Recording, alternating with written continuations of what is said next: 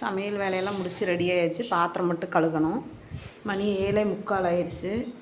இன்றைக்கி என்ன சமையல்னால் சாப்பாடு, கருப்பு சுண்டல், குழம்பு. பாப்பா குழம்பு எப்படி இருக்குது? இன்றைக்கி நேரம் ஆனதுனால சரி சமையல் வெடி அப்படி எடுத்தாச்சு. எல்லாமே சாமிக்கு பூ பறித்து வச்சுருக்க எல்லாம் பேக் பண்ணி வச்சாச்சு. இன்றைக்கும் அதேமாரி இன்றைக்கி நேற்று மாதிரியே துணி துவைச்சி வச்சுருக்கிறேன். இன்றைக்கி காய போடணும்.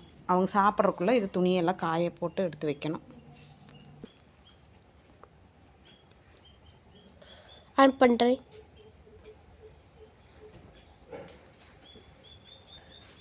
நேரம் ஆயிடுச்சு பாப்பா. அப்படியே வேகமாக வந்து பஸ் போயிடுச்சு அந்த சைடு. நீ திரும்பி வரும்போது தான் பஸ் ஏற்றணும் பாப்பாவை. லேட் ஆயிடுச்சு நீ கொஞ்சம். பாப்பா பஸ்ஸில் நேரத்தில் வந்துருச்சோ?